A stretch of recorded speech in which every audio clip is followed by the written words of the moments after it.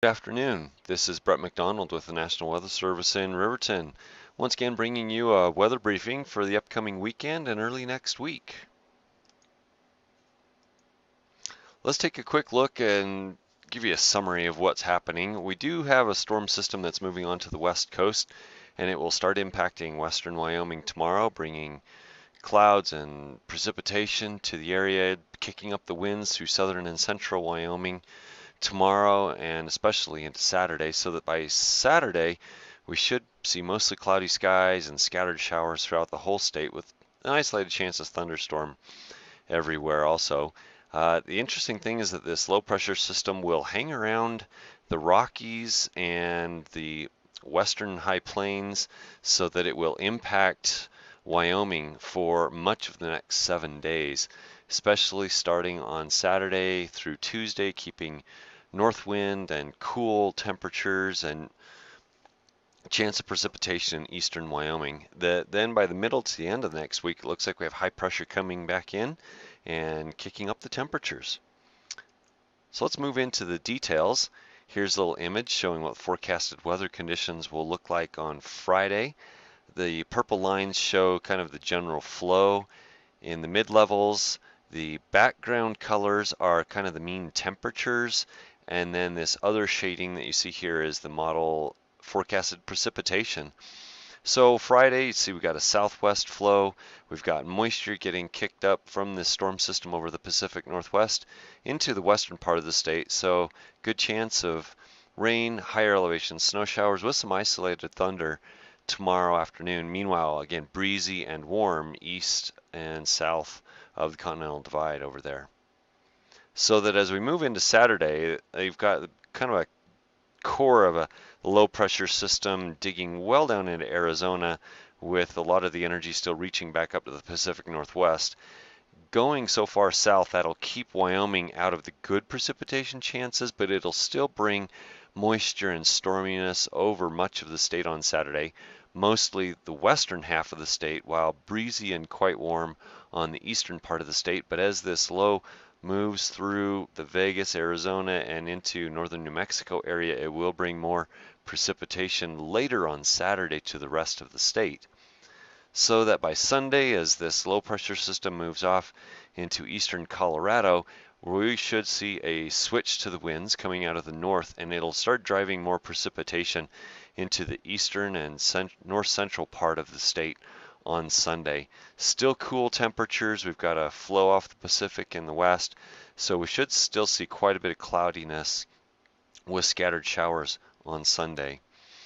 And on Monday, that low pressure system, interestingly, takes a little bit of a shift northward.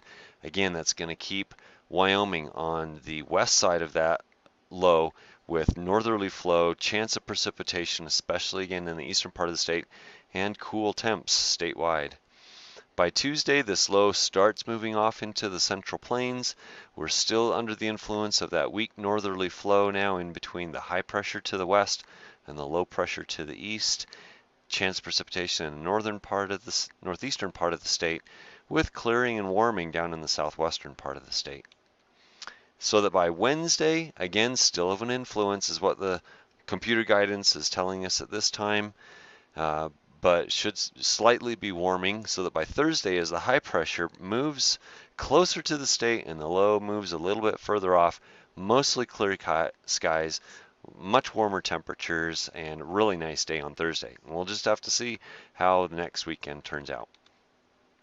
Here's a little chart from one of our national centers showing next 7 days of forecasted precipitation over the whole country, but I've got Wyoming blocked out here. Again, as normal, we see a lot of precipitation concentrated in the northwest part of the state.